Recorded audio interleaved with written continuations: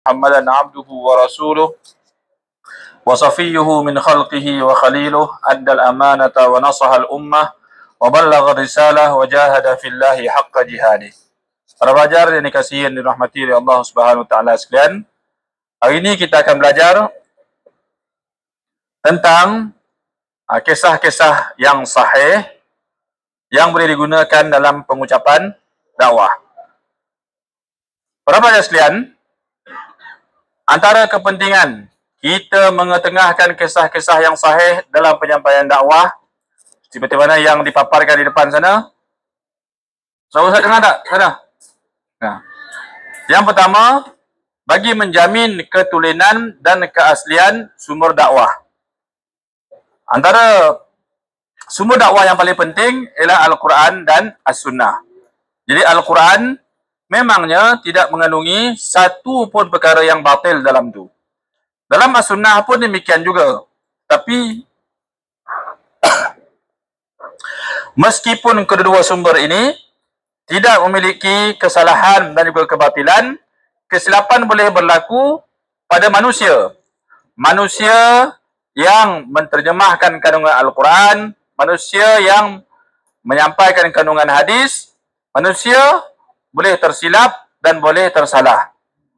Jadi kisah-kisah yang sahih amat penting untuk memastikan mesej dakwah berpaksi ke Al-Quran dan As-Sunnah yang benar, bukannya rekaan atau khurafat. Kisah-kisah yang diambil daripada kisah-kisah wali, kisah-kisah orang terdahulu, kisah-kisah pahlawan dan sebagainya, ada benar, ada yang tak benar.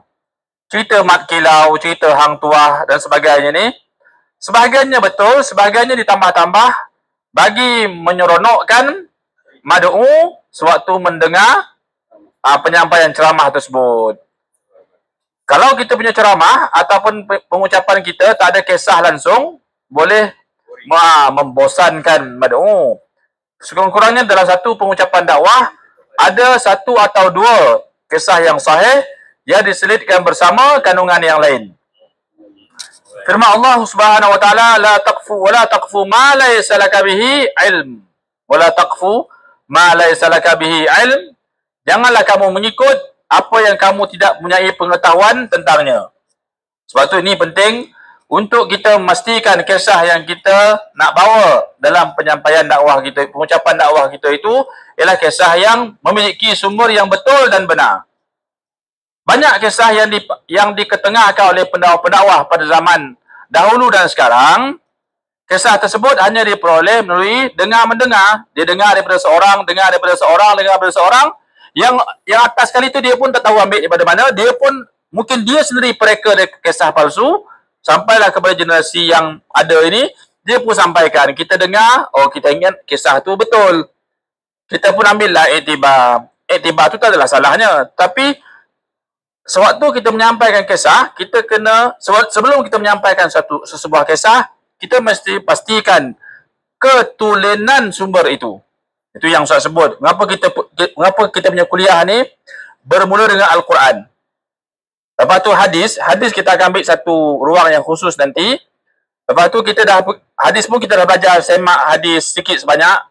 Maknanya kita ada tool yang ada medium ataupun cara untuk kita nak semak hadis sebelum kita sampaikan. Dan kita dah kenal juga ada hadis yang sya'i' ataupun tersebar dalam kalangan masyarakat tapi diragui sumbernya. Hadis tu boleh jadi rekaan, boleh jadi hadis tu dhaif tapi tak dinyatakan dhaifnya, dan macam-macam lagi lah. Hadis ni ada banyak tingkat, ada banyak kriteria. Pendakwah yang berpastikan kisah sahih mengekalkan integriti ilmu dan kepercayaan orang ataupun mad'u terhadap Islam. Apa akan jadi kalau banyak kisah dongeng diketengahkan ke dalam masyarakat, menyebabkan kisah dongeng ini terdedah kepada pertikaian, kritikan. Sarjana dulu dan kini susah nak mendapatkan satu pandangan yang tepat bagi memastikan bahawa Hang Tuah tu wujud. Susah. Sebab manuskrip yang tersimpan ada yang hilang, manuskrip yang ada yang dipalsukan, diseleweng.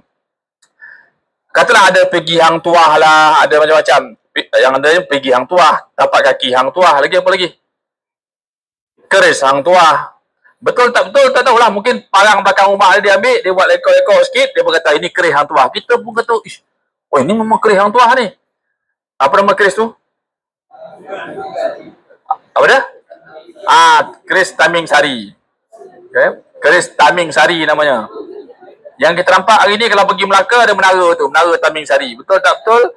Ada keris ni, menara tu ada. Tapi keris, kita pun tak tahu ada atau tidak. Jadi para pelajar sekalian, dalam dakwah, kita kisah-kisah tu kita boleh baca lah. Tapi kita nak kena utamakan kisah-kisah daripada Al-Quran dan juga daripada hadis. Seterusnya, mengelakkan penyelewengan akidah dan syariah. Mengelakkan penyelewengan akidah dan syariah. Antara puak yang suka mereka cerita palsu ataupun kisah yang tak betul lah, palsu ataupun kisah yang direka, dalam sumber-sumber dakwah ni termasuklah golongan Syiah. Termasuk golongan Syiah kerana Syiah sentiasa nak bersaing dengan Ahlussunnah wal Jamaah bagi menarik kepercayaan mad'u ataupun masyarakat terhadap mazhabnya. Jadi Syiah ada taksubnya yang tersendiri. Dia bawa kisah-kisah yang menunjukkan bahawa tokoh-tokohnya begitu hebat. Tokoh-tokoh yang dipuji oleh Syiah ni pula yang tertentu aja. Dia tak ambil semua. Kata kita para sahabat tu semuanya udul. Semuanya dikira udul ni adil lah, yakni dipercayai dan baik. Soleh para sahabat ni. Para sahabat boleh tersilap. Para sahabat tak maksum. Tetapi para sahabat ialah orang yang rapat dengan Nabi. Tapi Syiah, kalau Sayyidina Ali tu, tahapnya macam maksum pula. Tapi kalau sahabat-sahabat yang lain, ada yang dikafirkan. Kalau tak pilih sumber yang betul, ada yang terkena kisah daripada Syiah, kisah-kisah yang mengarut dibawa kepada masyarakat, bahkan yang sampai mencederakan peribadi para sahabat. Yang ketiga, meningkatkan kredibiliti pendakwah. Okay. Pendakwah yang berhati-hati menggunakan kisah yang sahih dianggap berwibawa dan berilmu. Tentulah kita sebagai khalayak, kita pun tentu ada kecenderungan kita terhadap pendakwah yang menyampaikan ucapan ni. Ada yang pendakwah sepanjang pengucapannya satu ayat Quran pun tak ada. Ada yang pendakwah apabila dia berucap, dia menyampaikan kandungan dakwahnya, ada sebut sumber daripada mana dia ambil, sarjana, ada citation, rujukan. Yang tu tentunya lebih dipercayai. Jadi kisah yang sahih daripada sumber wahyu mempunyai kuasa spiritual dan spiritual ni ruhiyah ataupun rohani yang mendalam, kan datang daripada realiti iman dan sejarah Islam yang benar. Boleh membangkitkan kesedaran, taubat dan semangat untuk beramal tanpa memanipulasi emosi yang palsu. Macam saya sebut hari itu, kisah Al-Qamah. Kisah Al-Qamah yang sering dijadikan sebagai bahan untuk mengingatkan orang supaya jangan derhaka kepada ibu bapa.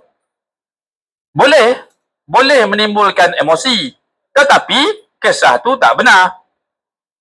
Al-Qamah yang seorang sahabat Nabi yang jujur, yang baik, yang dipercayai, perawi hadis. Macam mana pula derhaka pada maknya sendiri sampai nak kena bakar? Jadi kalau ada menimbulkan emosi palsu. Orang kesedaran, nangislah orang pun dengar ceramah kita, orang pun nangis. Ingat kat mak masing-masing. Tapi hanya air mata palsu. Ya? Seterusnya, yang kelima, kelebihan menjadi teladan pendidikan akhlak yang sahih. Kisah para sahabat, kisah para nabi. Kisah nabi pun banyak yang dipertikaikan sumbernya. Dalam Al-Quran pula, Al-Quran ini bukanlah sebuah kitab yang menceritakan semua anbiya. 25 orang nabi itu, bermula daripada Nabi Adam AS sampailah Nabi Muhammad SAW. Walaupun Nabi Muhammad SAW Nabi yang menerima kitab Al-Quran, tapi kisah baginda dalam Al-Quran hanya sedikit. Betul tak? Nama Muhammad dalam Al-Quran tak berapa kali pun, tak sampai 10 kali nama Muhammad SAW disebut dalam Al-Quran. Nama Ahmad hanya sekali. Ahmad tu nama lain bagi baginda SAW, namanya Ahmad. Nama Yasin, nama Taha, walaupun dikatakan itu adalah nama lain bagi Nabi Muhammad SAW, tapi tak dipersetujui oleh semua ulama. Kisah yang paling sempurna dalam Al-Quran, kisah seorang Nabi yang sempurna dalam Al-Quran, kisah Nabi Yusuf alaihissalam. Sempurna itu maksud Ustaz, bermula daripada kecil. Sejak baginda kecil, sampailah baginda dewasa. Kisah kematian tak cerita pun dalam Al-Quran. Dalam surah Yusuf tu, tak menceritakan langsung kisah kematian Nabi Yusuf, kewafatan Nabi Yusuf alaihissalam. Satu lagi ada kisah Nabi Nuh alaihissalam. Ada disebutkan dalam surah Nuh, ya. Surah Nuh, kisah dalam surah Nuh ni memang menceritakan kisah Nabi Nuh sahaja, tapi hanya memfokuskan dakwah. Hanya memfokuskan dakwah. Tak cerita Nabi Nuh masa kecil macam Nabi Yusuf tu, zaman kecil ada dengan ayahnya. Tapi dalam kisah Nabi Nuh alaihissalam tak ada menceritakan, hanya memfokuskan tentang dakwah. Berapa umur Nabi Nuh alaihissalam? Berapa umur Nabi Nuh alaihissalam? Umur tak tahu. Betul tak?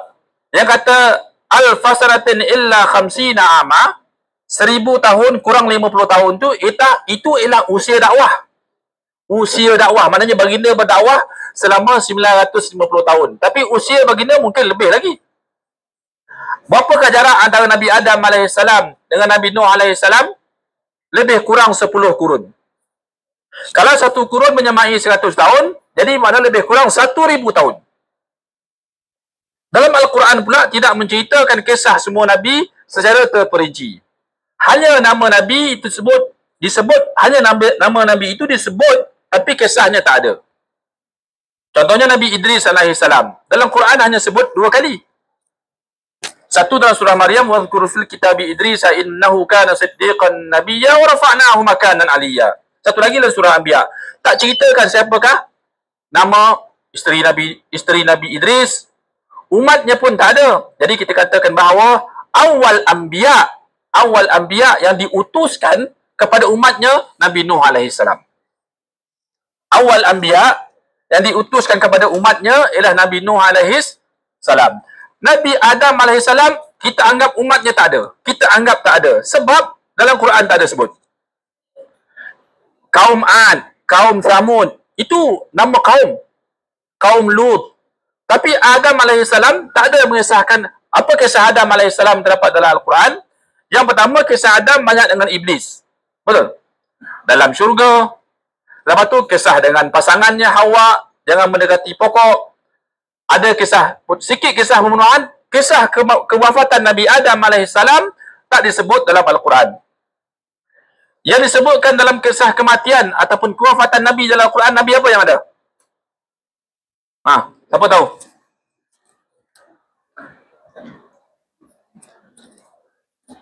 Kisah kewafatan Nabi apa yang ada? Nabi siapa yang terdapat dalam Al-Quran? Nabi, antaranya ialah kisah Nabi Sulaiman alaihissalam.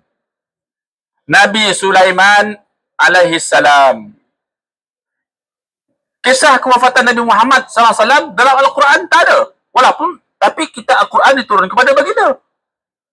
Sebab itu kitab Al-Quran ni ialah, macam Ustaz sebut banyak kali dah, kitab Al-Quran bukan kitab sejarah, bukan kitab sains, bukan kitab geografi, bukan kitab, tak. Al-Quran ialah kitab apa? Kitab wahyu dan kitab petunjuk. Itu kata hudal linnas.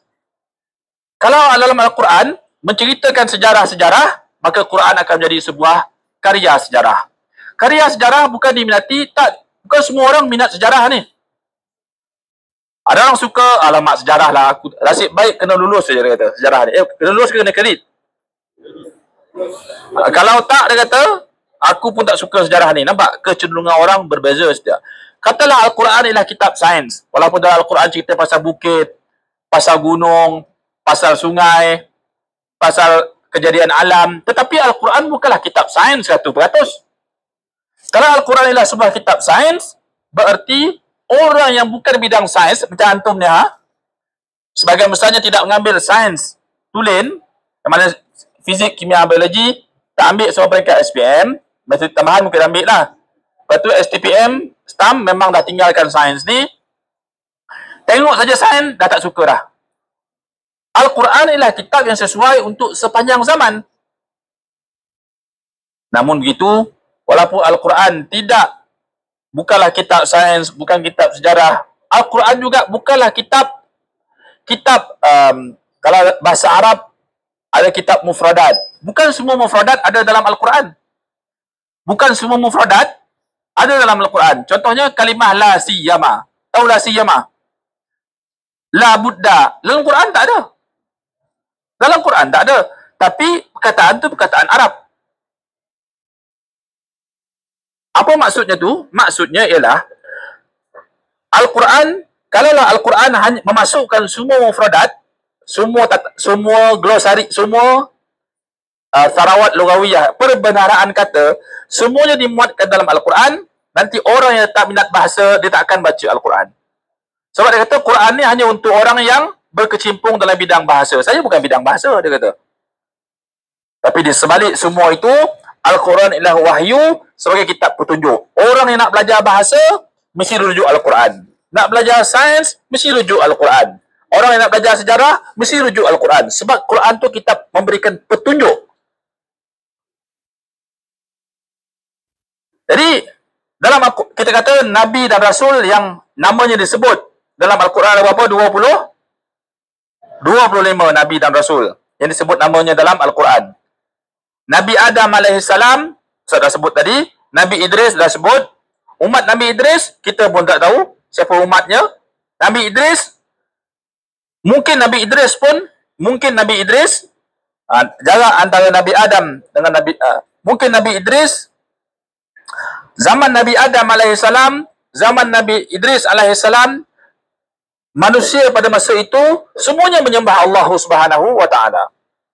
Bermulanya kufur manusia ni zaman Nabi Nuh AS. Zaman Nabi Nuh AS bermulanya kufur manusia ni. Nabi Nuh AS anaknya berapa orang? Ada 4 orang. Sam, Ham, Yafith dan Kan'an. Okay. Yang tak naik kapal tu namanya apa? Kan'an. Kan'an ni tak naik kapal, maka dia keturunannya tiada. Sam, Ham dan Yafith, keturunan tu ada. Daripada tiga orang ini, Sam, Ham dan Yafith ni lah merebaknya semua keturunan yang ada pada hari ini. Semua. Sebab ini anak Nabi Nuh yang selamat. Okay. Jadi kita ini mungkin keturunan Adam AS, tapi kita ni tak mustahil berketurunan Nabi Nuh AS. Tapi yang mana satu tak tahulah. Antara 3 orang ni. Yang tak naik kapal, semua binasa. Yang tak naik kapal, semuanya binasa. Jadi kita anggap umat pada masa itu, banyak tu lah ada umat ni. Berapa ramai yang binasa, namanya tak ada, jumlahnya pun tak tahu. Mungkin 1000, mungkin 100,000, mungkin puluh ribu. Tapi yang naik kapal tak sampai 100 orang. Dan ini je yang selamat.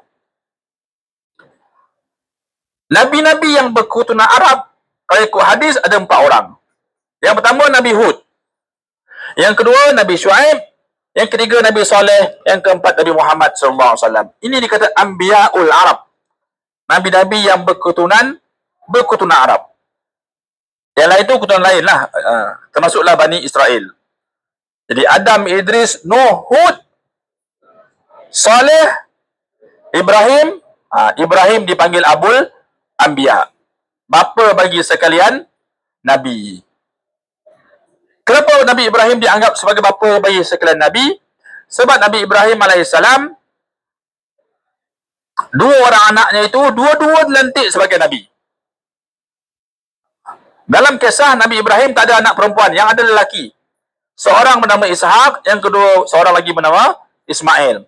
Ketika Nabi Ibrahim mendapat Ishak itu, mendapat Nabi Ismail, umurnya lebih kurang 80 lebih, mendapat Ishaq tu alaihi salam umurnya tak sampai 100, maknanya mungkin 90 lebih pada masa itu. Daripada keturunan Ishaq alaihi salam, ramailah daripada keturunan itu Ishaq, Yaqub, Yusuf, Ayub, semua tu dianggap sebagai keturunan Bani Israel sampailah Isa alaihi salam. Daripada keturunan Ismail alaihi salam hanya 2 saja dia dilantik sebagai nabi, seorang bernama Ismail, seorang lagi Muhammad sallallahu alaihi wasallam. Jadi yang keenam, dalam etika dakwah, penyampaian mestilah berasaskan ilmu, iaitu memastikan kebenaran fakta sebelum disebarkan.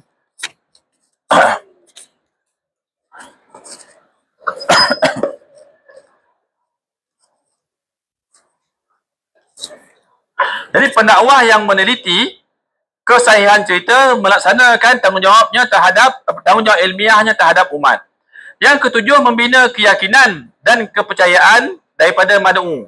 Apabila mad'u mendengar kisah yang sahih dan benar, mereka akan merasa lebih yakin terhadap mesej Islam. Kepercayaan ini membentuk hubungan dakwah yang kuat dan berasaskan integriti.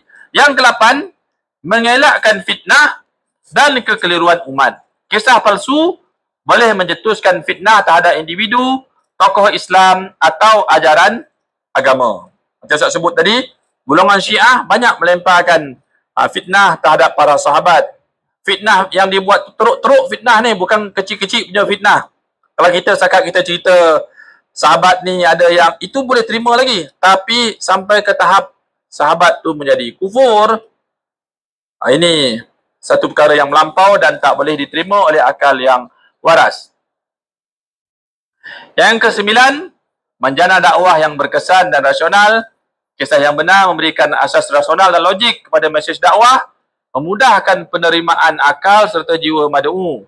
Pendakwah dapat mengaitkan pengajaran kisah dengan konteks semasa secara berwibawa. Yang ke-10, memelihara warisan ilmu Islam daripada pencemaran. Dengan menekankan kisah yang sahih, pendakwah berperanan sebagai penjaga warisan sejarah dan ilmu Islam, memastikan riwayat para nabi, sahabat dan tokoh Islam kekal terpelihara daripada tokok tambah dan penyelewengan. Jadi kesimpulannya, mengetengahkan kisah yang sahih dalam dakwah bukan sekadar isu metodologi, tapi merupakan tuntutan syarak, amanah ilmiah dan strategi komunikasi Islam yang berkesan. Pendakwah yang mengamalkannya bukan sahaja menyampaikan kebenaran, tapi juga memelihara kisah maruah agama daripada diseleweng oleh kisah yang tidak benar. Kalau kita sebagai pendakwah tidak berhati-hati dalam memastikan kisah-kisah yang dibawa dalam masyarakat ni kisah yang betul, orang lain lagi tak berhati-hati. Tak usah haraplah kepada janganlah kita menaruh harapan kepada yang golongan selain agamawan untuk memastikan kisah-kisah ini, walaupun usaha mereka dalam hal ini tetap ada juga. Tetapi kita seharusnya berusaha lebih daripada mereka untuk menjaga warisan ilmu ni supaya tidak diselewengkan. Yang lebih menyedihkan lagi ialah yang menyebarkan kisah-kisah yang palsu ini dalam kalangan pendakwah juga. Antara sumber yang dipetik ialah buku-buku Melayu yang tidak melalui proses kawalan mutu ataupun saringan yang ketat sebelum diterbitkan. Yalah, tapi kita pun tak tahu. Kita pun tak tahu kisah itu palsu. Kita baca, kita pun sampaikan kepada orang, kepada masyarakat. Kalau kita tahu kisah itu palsu, kita pun tak ambil. Jadi secara tak langsung, penyebaran itu dah berlaku juga, walaupun kita tetap berhati-hati.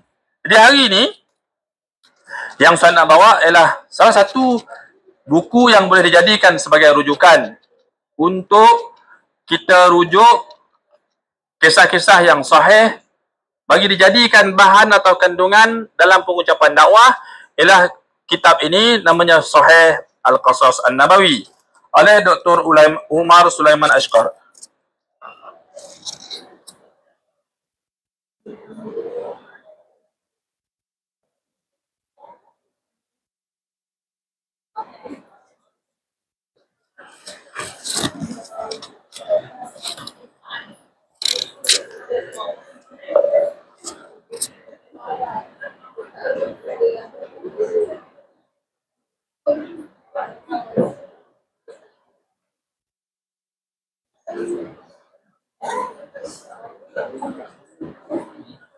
Okay.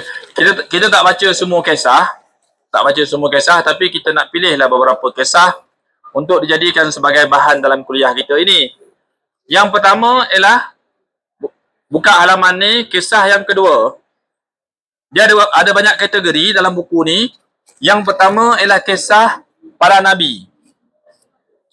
Qisasul anbiya'i wal mursalin. Kisah para nabi, qisasul anbiya'i wal mursalin. Yang kedua ialah al-qasas, bukan qisas. Kalau qisas tu dia qasas, al-qasasud dallah ala ajaibi qudratillah. Kisah-kisah yang menunjukkan keajaiban kuasa Allah Subhanahu wa taala. Kisah yang ketiga ialah bukan kisah, bahagian yang ketiga iaitu bahagian al-qasasud dallah ala fadail a'mal. Kisah-kisah yang menunjukkan tentang kelebihan beramal. Yang keempat, kategori yang keempat iaitu kisah contoh golongan yang mempunyai iman yang tinggi. Dan bahagian yang terakhir ialah kisah an-namadhijis sayyi'ah, contoh-contoh perangai, akhlak atau golongan yang buruk. Jadi ada 5 kategori semua dalam buku ini. Kisah yang kedua ialah kisah mautin Nabiyillahi Adam alaihi salam. Yang ni kita nak. Yang keempat, kisah Hajar dengan Ismail alaihi salam. Kisah Nabi Ibrahim dan Sarah bersama golongan yang jabbar ni, golongan yang macam yang zalim jugalah, golongan yang zalim. Lepas tu kisah Nabi Lut alaihi salam. Apa lagi ni? Kisah Nabi Musa dan Khadir alaihi salam. Dia sebutan yang betulnya Khadir, ya. Kha bagi atas, dot dengan ra, Khadir alaihi salam. Orang kita panggil macam-macam, Khaidi lah, Hidi, apa lagi? Yang penyanyi apa? Yang nyanyi ke siapa? Khadir? Tak ada?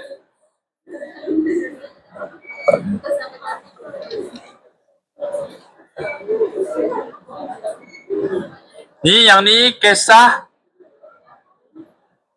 apa ni? Kisah Hajar alladhi farra bi thawbi Musa alaihi salam. Kisah apa ni? Kisah batu yang membawa lari pakaian Nabi Musa alaihi salam. Nabi Musa alaihi salam mandi, letak pakaian dekat satu tempat, dekat atas batu. Batu tu hidup buat lari baju ni. Yang ke-10, kisah Nabi Musa alaihi salam dengan apa ni? Malaikat maut. Yang ke-11, ni tak ada. 11. Yang ni kisah Samiri. Samiri ni ialah musuh Nabi Musa alaihi salam, iaitu orang yang diberikan tanggungjawab. Dia sewaktu Nabi Musa alaihi salam pergi naik ke bukit, baginda meninggalkan Bani Israel di bawah jagaan Nabi siapa? Nabi Harun alaihi salam. Wa raja'a Musa ila qaumihi rabbana asifa. Nabi Musa alaihi salam balik dari macam pergi bertapa lah, pergi beribadah, balik tu baginda mendapati kaum Bani Israel menyembah anak lembu. Nabi Harun alaihissalam ialah masa tu Nabi Harun alaihissalam Nabi juga. Nabi Harun ni seorang Nabi juga.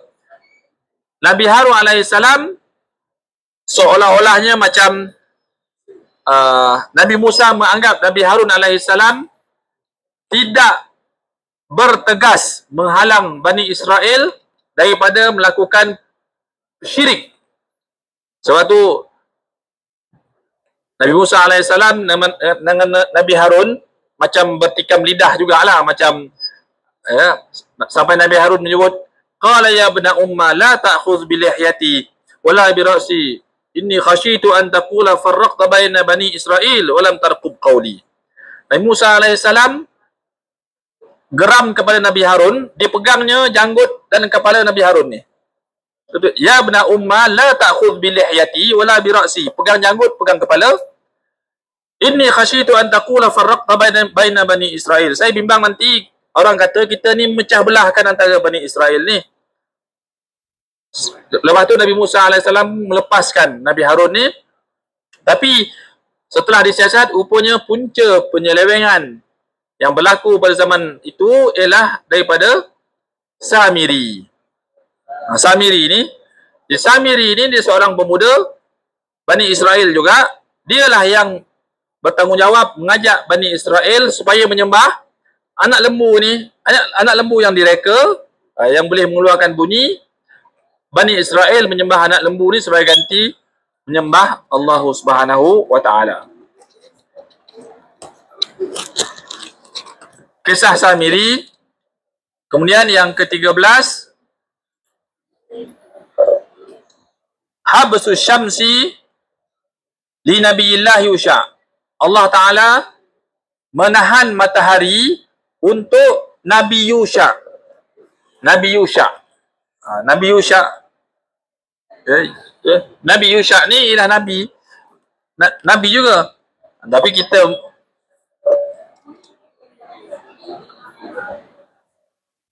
(14) kisah Nabi Yunus alaihissalam. Ni dah tahu. Kaubatan Nabi Daud alaihissalam.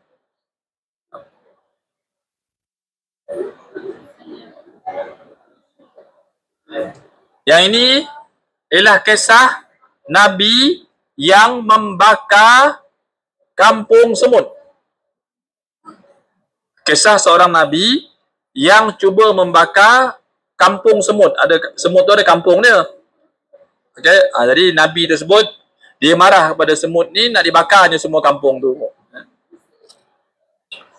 Kalau satu kampung semut kena bakar, tak dapatlah semut nak balik kampung sedangkan minggu depan cuti mid-sem ya.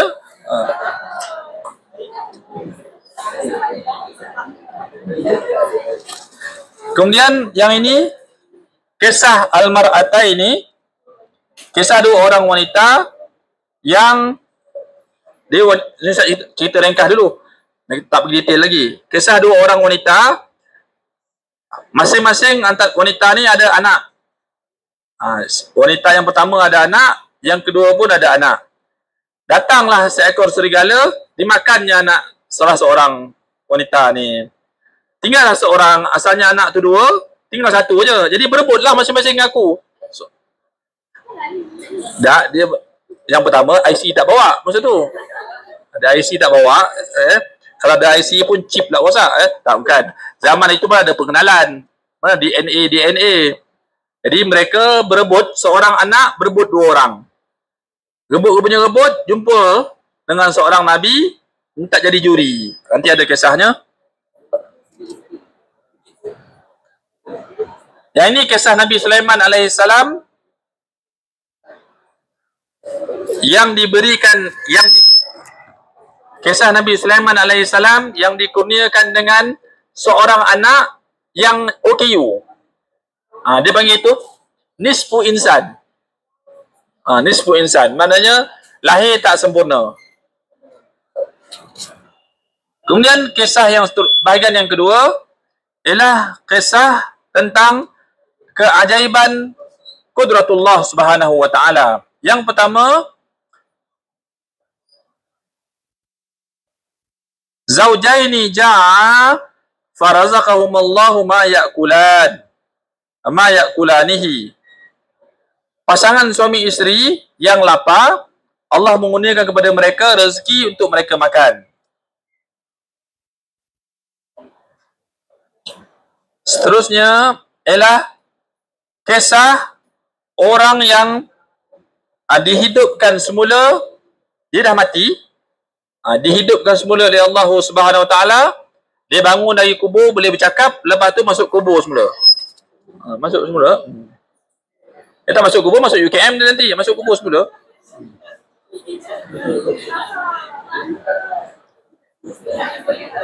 Yang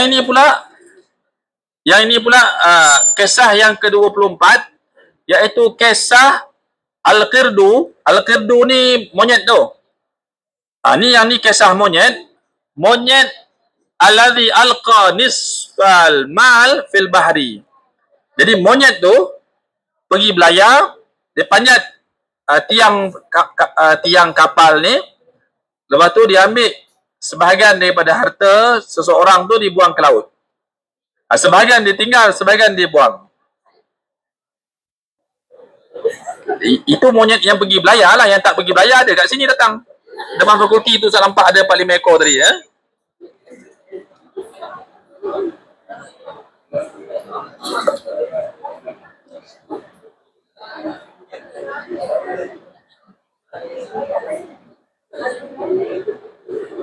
Yang ke-25 ialah kisah Al-Baqarah, kisah lembu yang bercakap dengan orang yang menunggangnya, orang yang naik lembu itulah.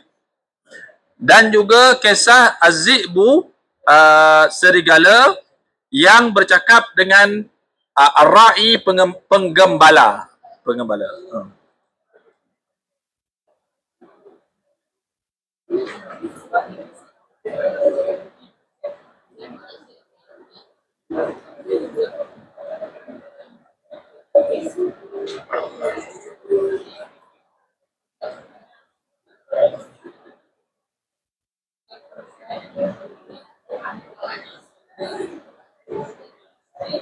Seterusnya, bahagian yang ketiga, soalan 44 aja.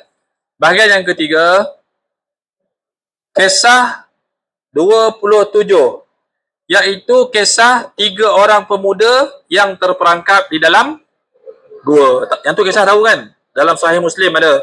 Di jalan-jalan, lepas tu hujan. Hujan, mereka masuk dalam gua. Dengan tak semena-mena tertutup. Pintu gua tu tertutup oleh batu besar. Jadi terkurung 3 orang dalam gua tu. Masing-masing pun berdoa, sampailah akhirnya ketiga-tiganya lepas keluar.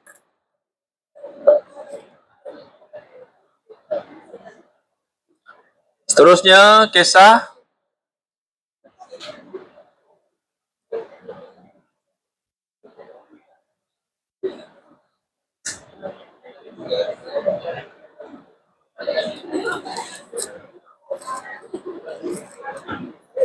yang ni kisah awan. Kisah awan. Awan tu berarak. Allati amarat an tasqiya hadiqatar rajul. Awan tu berarak sampailah dekat sebuah kebun milik seorang lelaki. Hujan tu turun di situ. Dekat kawasan lain tak hujan. Kawasan situ aja hujan. Apa lagi kisah dalam ni?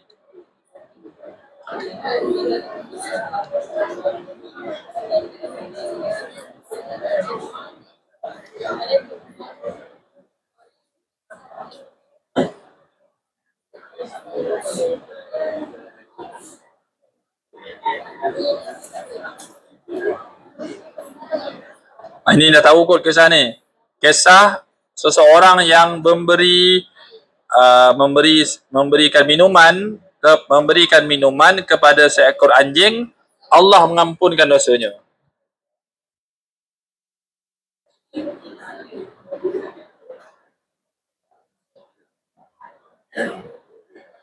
Yang ini kisah seorang lelaki yang menyuruh anak-anaknya supaya membakar mayatnya selepas dia mati. Kisah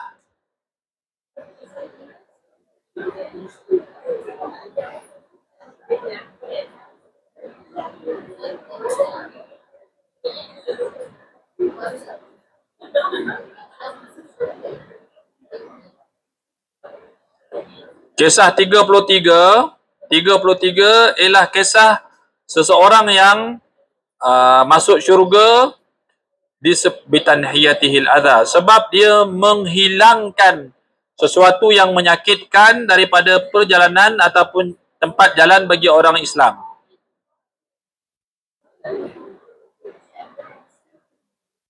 Kisah seorang lelaki yang membunuh 100 orang.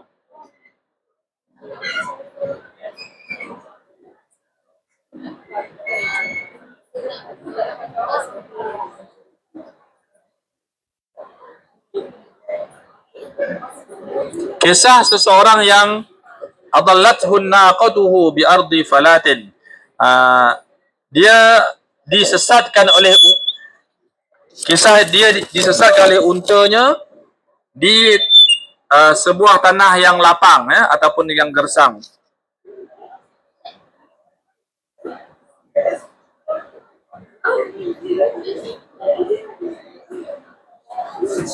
Ini kisah orang yang beriman. Kisah seseorang yang meminjam 1000 dinar. Dia nak pulang kembali duit 1000 dinar ni kepada pemiliknya yang asal.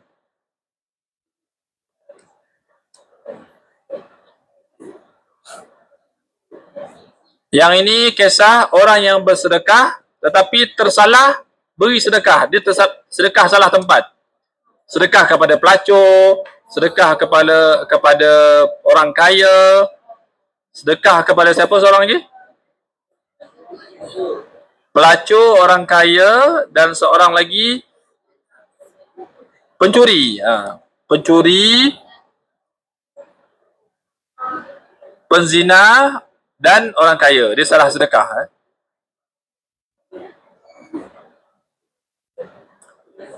Ini kisah jarratul zahab. Jarrah ni macam tempayan lah. Tempayan yang mengandungi zahab, yakni emas. Dia kisahnya, dia beli tanah. Lepas tu selepas dia beli, dalam tanah tu digali-gali ada tempayan emas. Lepas tu dia gaduh lah. Yang beli ni kata, saya hanya beli tanah, tetapi saya tak beli emas. Ini emas yang tertanam dalam ni. Kata owner asal tanah ni pula, dia kata saya jual tanah dengan segala isi-isinya. Lepas tu gaduh. Akhirnya apa? Apa jadi akhirnya? Bawa kepada seorang hakim. Hakim tu tanya, awak ada anak lelaki? Ada. Awak ada anak perempuan? Dia kata, ada. Anak lelaki belajar mana? FPI. Mana? Jakma. Okey. Dia kata, ya tu saya tambah aja. Jadi setelah macam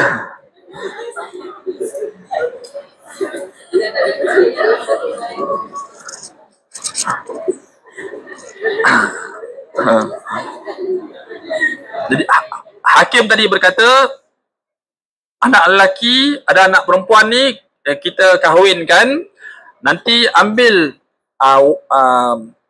emas yang dijumpai tertanam dalam tanah tu, jadikan sebagai belanja perkahwinan mereka. Apa pengajaran kisah ni? Bukan. Balik rumah nanti gali sekitar rumah, mana tahu kalau ada tanah apa tertanam ni. Boleh, tak payah lagi kutip derma LED dah. Yang ini kisah Juraij. Dah tahu kisah Juraij? Dah tahu? 39.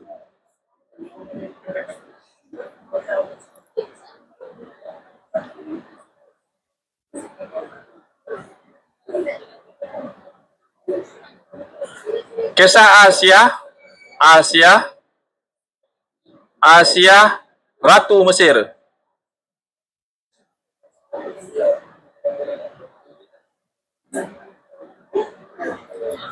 Kisah orang alim yang terpedaya dengan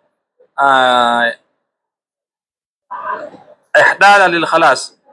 Dia terpedayalah untuk menyelamatkan diri ini.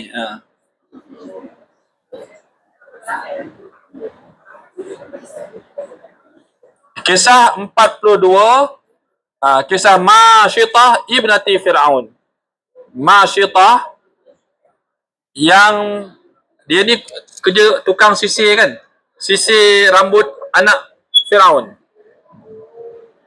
Itu yang Masyitah. Masyitah tu bukan nama sebenar dia, tapi Masyitah bermaksud tukang sisir. Kan Al-Mishtu kan sikat, jadi Masyitah tukang sikat.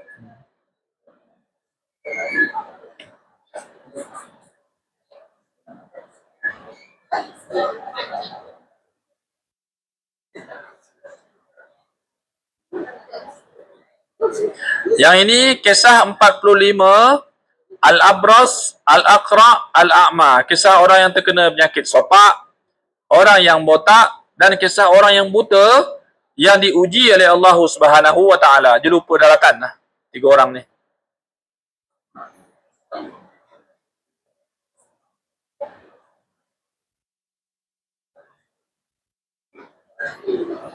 Kisah wanita, seorang wanita yang memberikan nasihat kepada seorang alim. Apa lagi kisah ada sini? Kategori yang terakhir, contoh-contoh yang buruk. Tak banyak yang ni.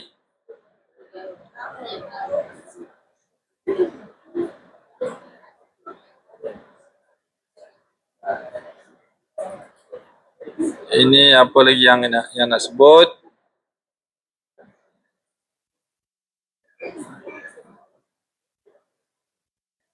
Al-Mukhtal, orang yang sombong yang ditenggelamkan oleh Allah Subhanahu wa taala ke dalam bumi.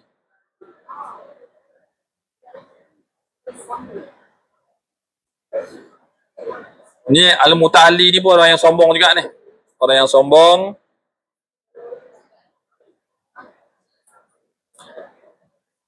Kisah wanita yang masuk ke dalam neraka disebabkan seekor kucing.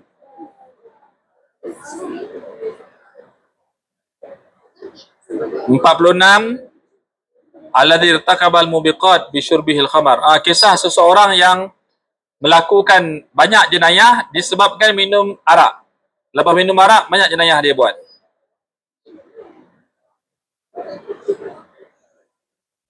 Kisah 52.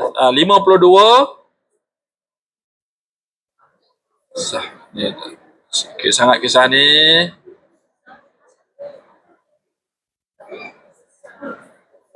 Kisah 53, Dasu Jibril turab fi fami Fir'aun.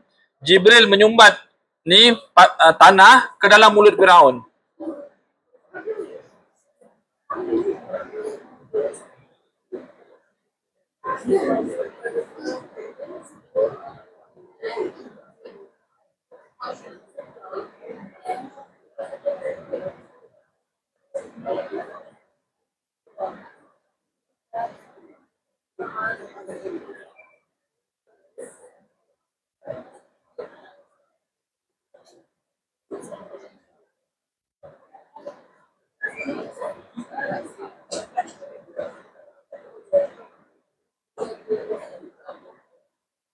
Ini pun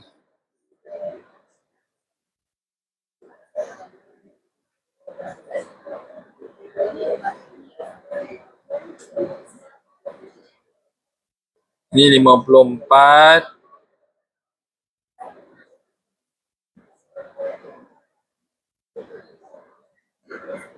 Okey. Sekarang itu antara kisahnya lah yang jadi sekarang ni tugasannya ialah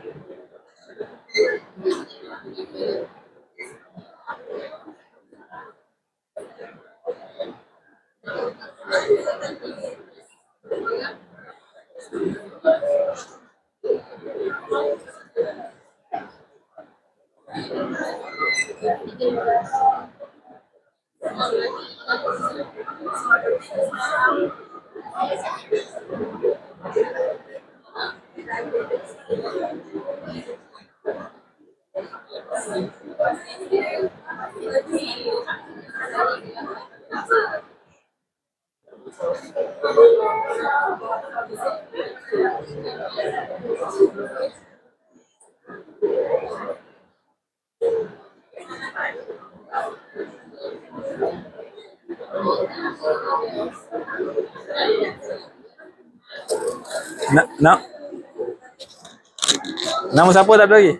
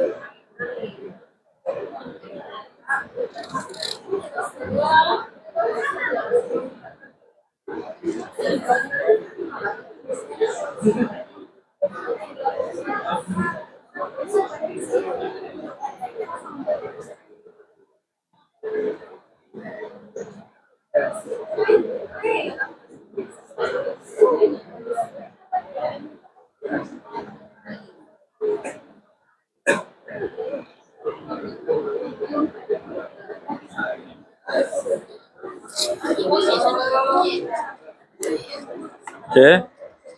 Yes. Okay. Dan ada lagi yang kisah-kisah tu buat sekarang. Saya bagi masa. Oh ya, buat apa ya? Yang pertama kena baca teks dululah. Baca teks. Kemudian cari terjemahannya. Terjemahan bagi teks tu. Teks tu maksud saya kalau hadis, hadis lah. Kalau Al-Quran, Al-Quran. Cari terjemahannya. Yang penting ialah hujung tu ada pengajaran. Kena bagian hujung ni.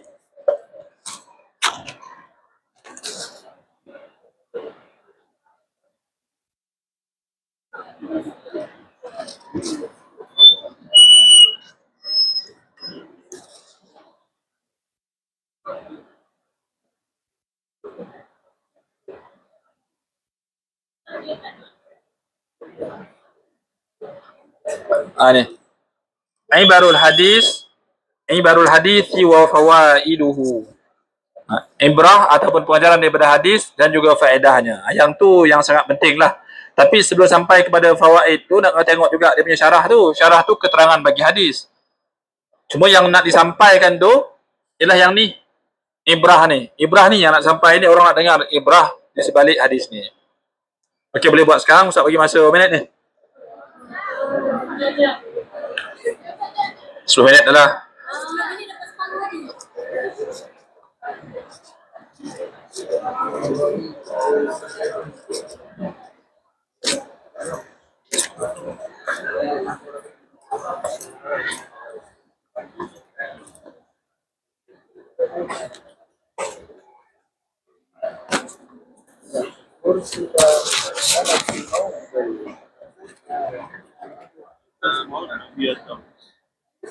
Azul, gaji dengar tak kisah ni? Kisah-kisah ni gaji dengar tak? Kali pertama dengar ni. Mutu hantar lagi.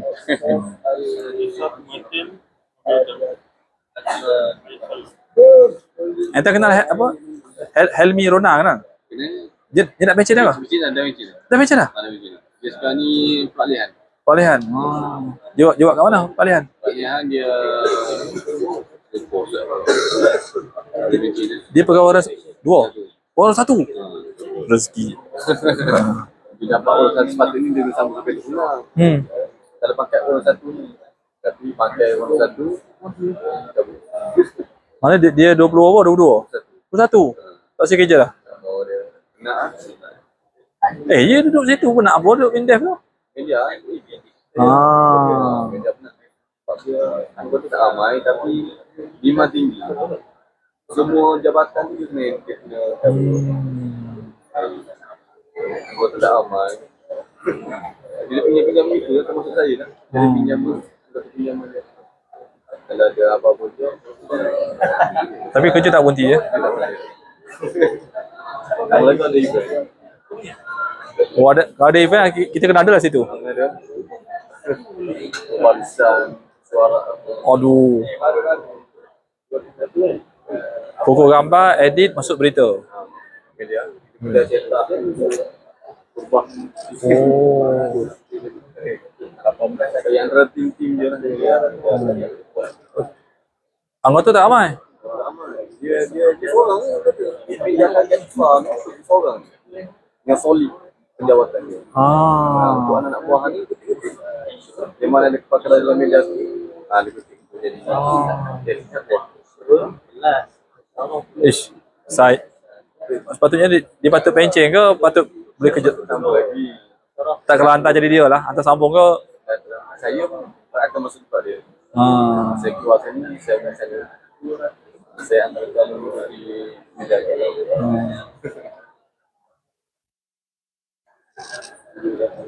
Isteri dia kerja lagi tak? Isteri dia cikgu.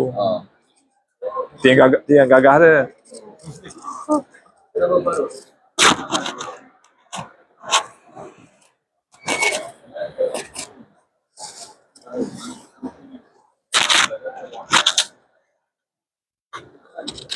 Dua puluh 29 ni.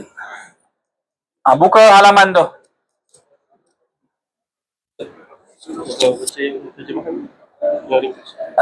Hadis yang panjang 29 tu. Apa kisah apa? Seorang lelaki berjumpa dengan saudara. Boleh baca hadis tu. Kalau ringkas boleh baca. Assalamualaikum warahmatullahi wabarakatuh. Waalaikumsalam. kisah yang ke-29, iaitu matan hadisnya daripada Abu Hurairah radhiyallahu anhu. Nabi sallallahu alaihi wasallam, seorang lelaki telah pergi merawat saudaranya di sebuah kampung lain. Lalu Allah mengutuskan malaikat untuk menemuinya di tengah jalan. Malaikat itu bertanya, "Kemana engkau hendak pergi?" Lelaki itu menjawab, "Aku ingin menziarahi saudaraku di kampung ini." Malaikat bertanya, "Adakah engkau mempunyai sebarang kepentingan dunia dengannya?" Lelaki itu menjawab, "Tidak, aku hanya menyintainya kerana Allah." Maka malaikat itu berkata, "Sesungguhnya aku utusan Allah kepadamu untuk memberitahumu bahwa Allah mencintaimu sebagaimana engkau mencintai saudaramu kerananya." Hadis ini rawahu Muslim. Rawahu Muslim dalam kitab Al-Bir Wasilah wal Adab. Kalau kita tengok dalam takhrij hadis tu,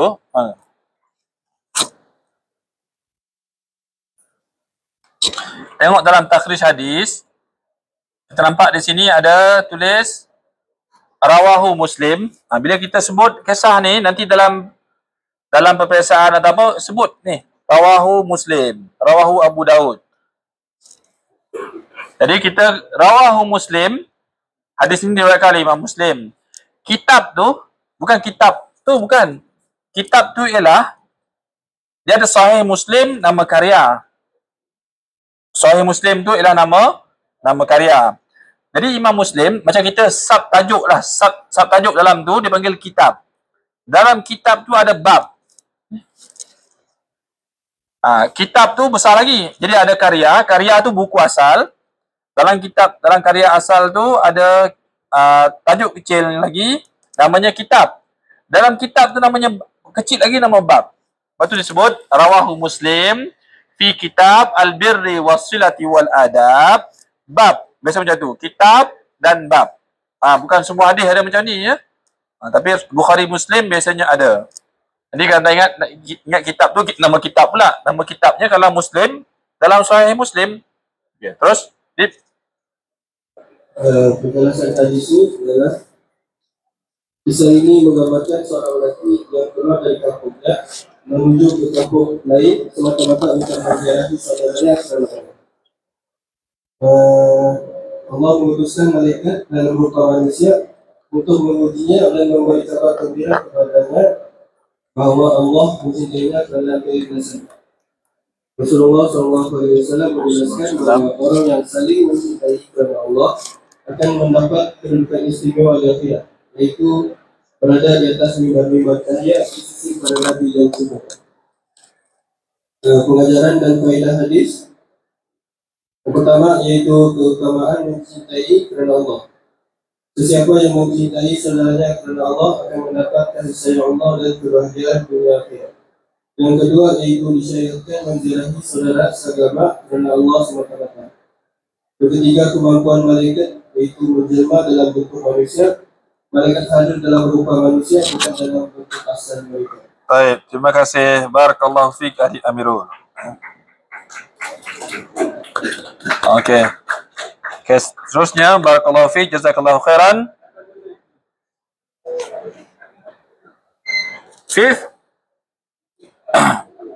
Afif. Saiful Bahri Ansam.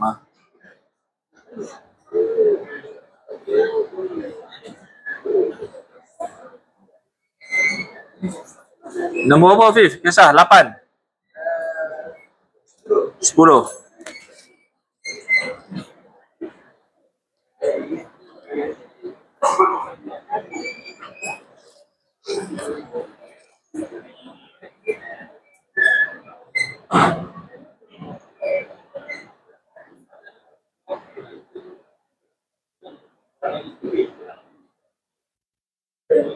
Bismillahirrahmanirrahim. Assalamualaikum warahmatullahi ta'ala wabarakatuh. Alhamdulillah wassalatu wassalamu ala rasulillah wa ala alihi wa sahbihi wa man wala. Allahumma salli ala sayyidina Muhammad al-fatih lima ughliq wal khatim lima sabaq nasiril haq bil haq wal hadi ila siratal mustaqim sallallahu alaihi wa ala alihi wa sahbihi haqqa qadrihi wa miqdarihi 'azim. Insyaallah Kita boleh lihat dalam kitab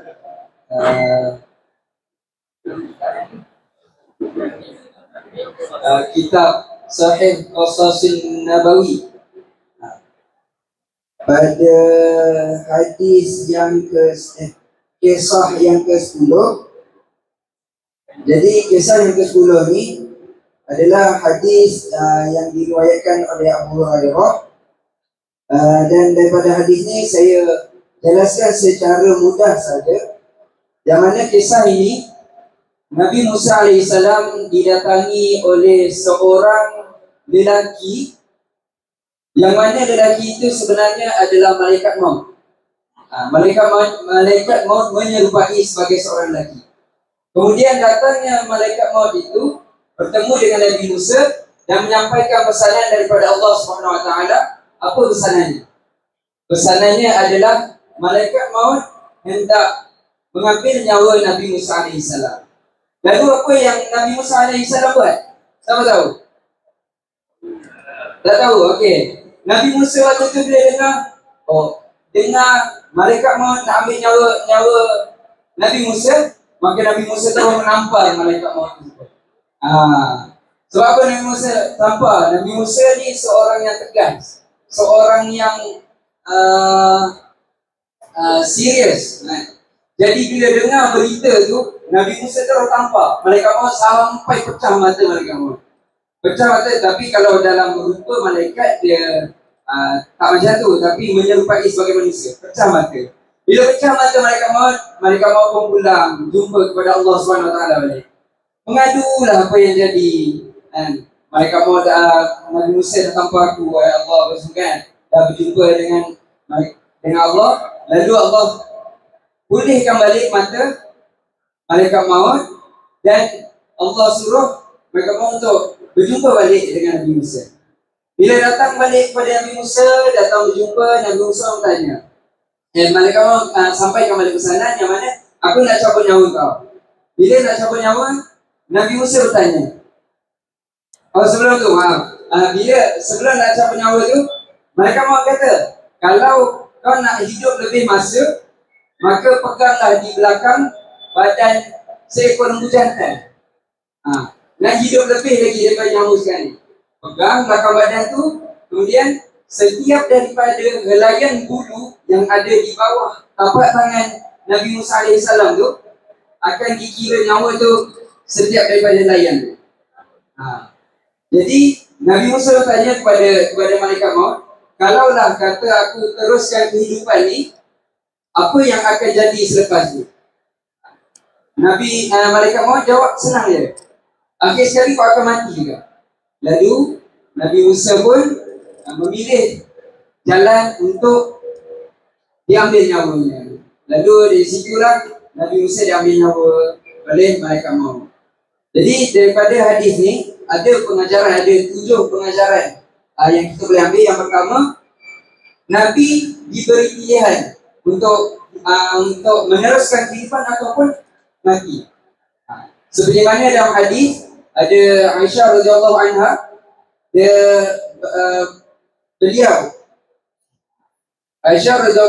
beliau menceritakan dalam sebuah hadis, yang mana dalam hadis itu Nabi Muhammad SAW berkata waktu sedang sakit tenat, Rasulullah kata apa?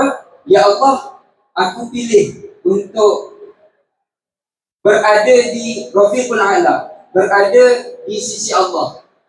Maksudnya Nabi memilih untuk pergi bertemu dengan Allah SWT yang menyambut. Nabi diberi pilihan sama ada yang teruskan kehidupan ataupun nak mati. Yang kedua, hadis ini menunjukkan bahawa malaikat mampu menyerupai sebagai manusia. Seperti mana malaikat menjadi seorang lelaki waktu bertemu dengan Nabi Musa. Yang ketiga, kematian adalah hakikat. Tak ada siapa boleh lari daripada kematian. Dah sampai ajal, maka matilah dia. Tak siapa boleh lari. Bahkan Nabi sendiri pun, kalau kata nak diteruskan hidup, Nabi lah yang paling layak untuk teruskan hidup. Sebab kita ni banyak buat masalah dalam dunia ni kan. Melainkan Nabi yang memperelokkan. Dan yang keempat, Nabi Musa ada di sini. Nabi Musa banyak orang pengajaran. Tak apa, saya ambil lah ni.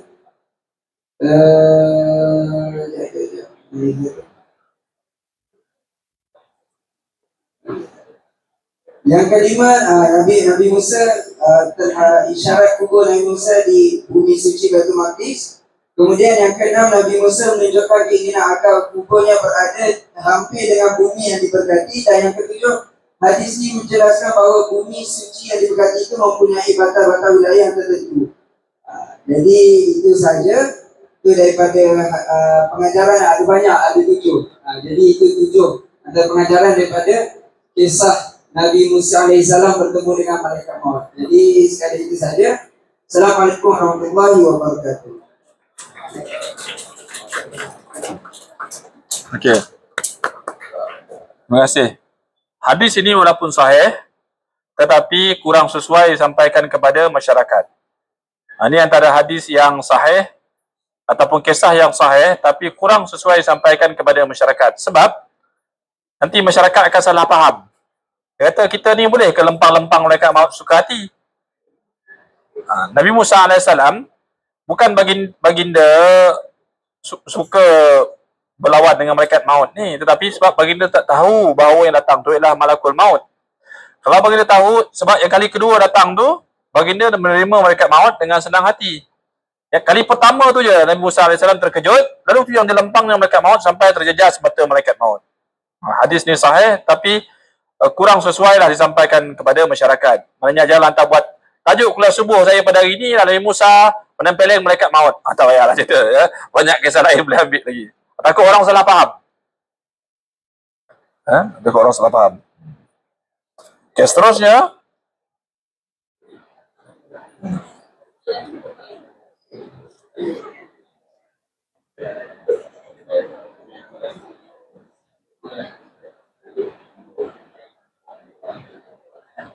Anis ada?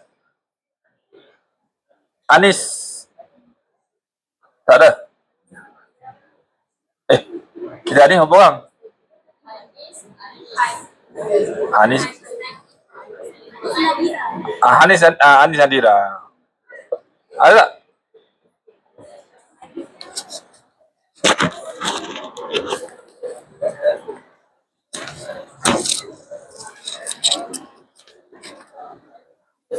Di cing mata ni jauh tak nampak.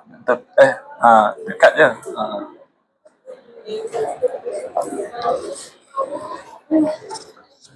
Kalau jauh tak nampak muka orang. Kalau untuk baca boleh. Kalau jauh tak nampak. Anis, ambil ni. Nombor apa ni? Kisah 36.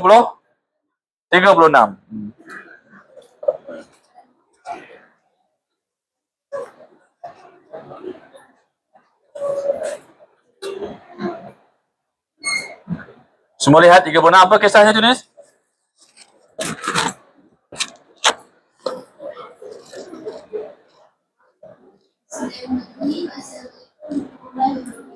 Waalaikumsalam warahmatullahi wabarakatuh.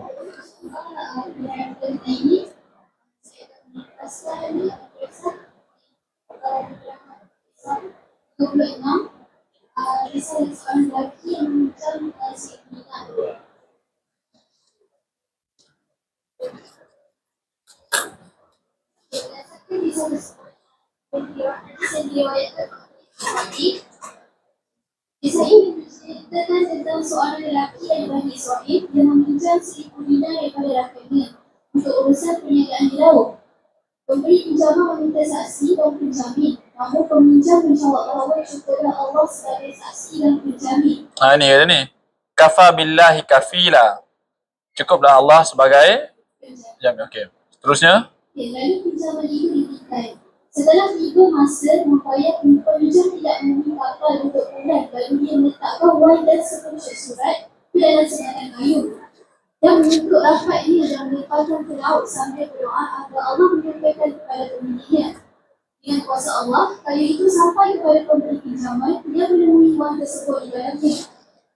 Beberapa waktu kemudian, peminjam datang membawa wang yang sama untuk membayar hutang. Tetapi pemberi pinjaman berkata bahawa Allah telah menyampaikan amanah yang memberikan itu, dan dia memulangkan wang tersebut kepada si pinjam.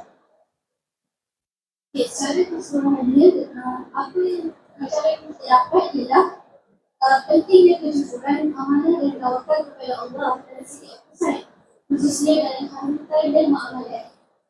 Jadi ia menunjukkan bahawa Allah akan menahan hamba yang jujur dan benar niatnya, serta menegaskan keharusan memberi pinjaman, mengambil saksi dan pinjaman untuk menjaga hak untuk pihak. Jadi kisah ini juga membuktikan bahawa rezeki dan pertolongan Allah datang dengan cara yang tidak disangka-sangka apabila seseorang beriman, berusaha dan berserah sepenuhnya kepadanya. Di samping mendorong umat Islam agar berikan janji dan amanah kita menjaga. Baik. Terima kasih Hanis. Barakallahu fiki. Hadis nombor 36. 36 ha?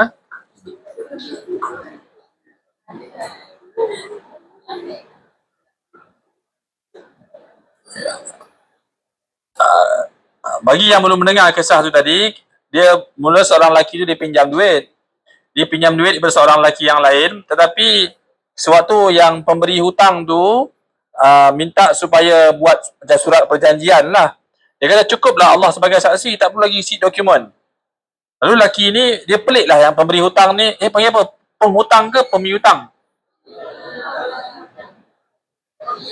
Pemihutang. Pemihutang yang beri hutang kan? Jadi pemihutang tu pelik lah. Dia kata macam mana pula? Nanti dia bimbang duitnya tak akan dikembalikan.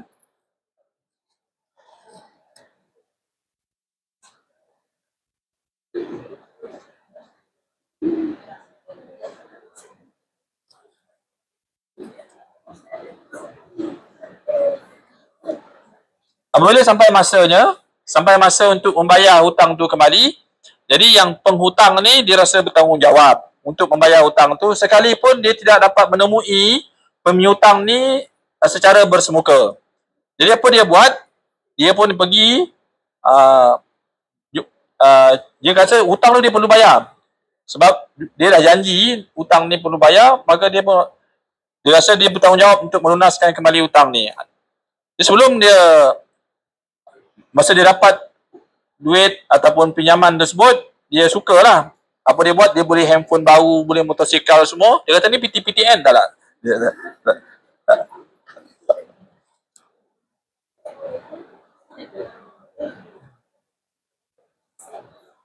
Farama biha fil bahri. Lalu apa dia buat? Dia ambil sebatang kayu, dia letakkan duit dalam tu. Dan kemudian duit tu dia farama biha fil bahri, bukan dia tak dalam duit ke? Dalam kayu ke? Yes. Dalam kayu ke? Farama biha fil bahri hatta walajat fihi thumma sarafa wa huwa fi dhalika yaltamisu markaban yakhruju ila baladihi fa kharaja ar-rajulu alladhi kana aslafahu yanzur la'alla markaban qad jaa bimalihi fa idza bil khashabah allati fiha al-mal. Itulah lelaki tu masukkan duit ni tadi dalam sebatang kayu, lepas tu dia masukkan sekali duit yang nak dipulangkan tu bersama surat, ya? Al-mal was sahifah, ada surat lah di samping duit ni tadi. Lelaki yang menunggu duitnya pemihutang tu, dia tunggu duit dia datang-datang, duit dia mengharapkan duitnya akan tiba pada masanya. Lalu dia rupanya orang tak datang, yang datang tu hanyalah kayu. Summa qadima alladhi kana aslafahu fa'ata bil alfi dinar faqala wallahi ma ziltu jahidan fi talabi markabin li'atika bimalika fama wajadtu markaban qabla alladhi ataitu fi. Summa qadima, lepas satu tempoh yang penghutang tu berjumpa dengan pemihutang ni tadi. Dia kata fa'ata bi alfi dinar, dia bawa duit 1000 dinar. Dia kata demi Allah saya tunggu mencari kapal kalau ada yang nak belayar untuk bawa saya jumpa engkau untuk saya pulang kembali wang ni. Fama wajadtu markaban, saya tak jumpalah ada kapal yang berlepas untuk bawa saya jumpa awak. Faqala hal kunta ba'athta ilayya bi syai'? Kata pemiutang, hal kunta ba'athta ilayya bi syai'? Awak ada kirim apa-apa kepada saya?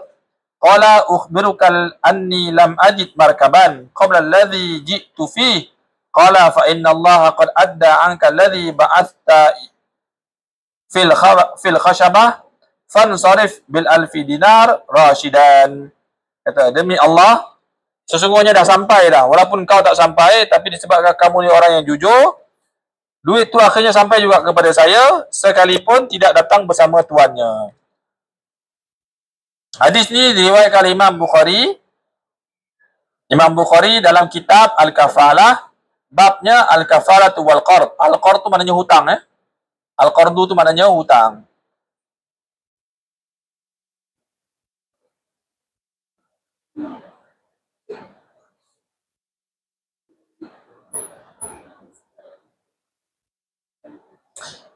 Kata Dr. Umar Sulaiman Ashqar, kana minal mumkin an tawusal khashabah fi amaqil bahri. Sebenarnya boleh je kalau kayu tu nak tenggelam di dasar laut. Khassatan annaha tahmilu fi jawfiha thiqalan kabiran. Wal khashab yaghusu fi mithli hadhihi al-hal. Kayu kan biasanya boleh tenggelam sampai ke dasar laut. Dan tak timbullah di permukaan laut. Tetapi dia kata Allah Subhanahu wa taala memelihara kayu tersebut. Innahu Allahu huwallazi hafizaha. Allah lah yang memelihara kayu itu dan membawa kayu tersebut al-amwaj, dibawa dipukul oleh ombak sampailah kepada tuan punya kepada pemiutang hinggalah duitnya dapat dikembalikan. Jadi hadis ini sebagaimana disebut oleh kawan kita tadi, iaitu apa dia ni wujubul wafa bil qard, wajib melunaskan hutang apabila sampai tempohnya. Wa adamul mumatalah fis sadad, jangan bertangguh-tangguh bayar hutang ni. Dan juga yang keempat, pengajarannya atharut tawakkul, kesan bertawakal kepada Allah Subhanahu wa taala untuk mencapai sesuatu hajat. Lelaki yang melayarkan duit dalam kayu itu, dia bersungguh-sungguh tawakal kepada Allah. Akhirnya dengan kehendak Allah sampai juga kayu itu kepada pemiutang bersama duitnya sekali. Para pelajar sekalian, sebenarnya orang Melayu ada belajar kisah ni, ada suka menyebut kisah ni, kisah bukan kisah, dia kata ayat 1000 dinar, kan tak? Ayat 1000 dinar. Apa ayat 1000 dinar tu? Wa may yattaqillah yaj'al makhraja wa yarzuqhu min haitsu la yahtasib. Ayat tu memanglah ayat yang ayat Quran lah. Ayat tu memang tak ada salah apa-apa. Tetapi persoalannya ialah kenapa diberikan nama 1000 dinar? Nama 1000 dinar tu tak tahu daripada mana. Ya, agaknya kalau kisah 1000 dinar betul yang ni lah. Inilah kisah 1000 dinar. Tapi ayat 1000 dinar tu tak tahu datang daripada mana. Ya. Penamaan 1000 dinar tu. Ayat tu betul. Maksudnya bagus. Ya. Tetapi penamaan 1000 dinar ni tak tahu datang daripada mana. Jadi nasihat Ustaz, tak perlulah kita panggil ayat 1000 dinar. Sebut ayat Quran je lah. Dan ayat Quran tu pula bukan gunanya untuk jadi melariskan perniagaan. Ada orang gantung dekat dinding kedai, dinding apa, wa may yattaqillah yaj'al lahu makhraja wa yarzuqhu min haitsu la yahtasib. Dengan alasan ayat ni sebagai pelaris perniagaan. Jadi ayat Quran gunanya bukan untuk pelaris perniagaan. Nak laris perniagaan dengan cara lain. Rendah sangat nilai ayat Quran ni kalau digunakan sebagai pelaris perniagaan aja. Ayat tu sendiri memberi maksud supaya bertakwa. Bertakwa tu yang penting. Itulah antara punca keberkatan bagi sesuatu rezeki. Bukannya gantung ayat ni. Kadang ayat gantung tapi pakai seluar aurat tutup tak sempurna. Gantung wa may yattaqillah tapi solat pun tertinggal. Jadi punca keberkatan tu bukan bergantung pada ayat ni. Keberkatan tu pada amalan takwa yang dibawa oleh peniaga. Jadi yang baik pada Allah Subhanahu wa taala, yang kurang baik daripada kelemahan kita bersama. Sehingga bertemu lagi insya-Allah pada masa akan datang. Jadi hari Khamis ni Hari Khamis ni Dr. Zul masuk ya.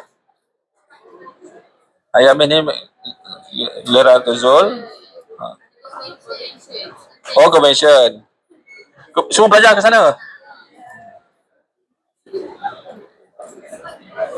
Kalau minggu depan lah. Minggu depan cuti. Minggu depan cuti mid-sem kan. Minggu depan kita buat kelas online ya.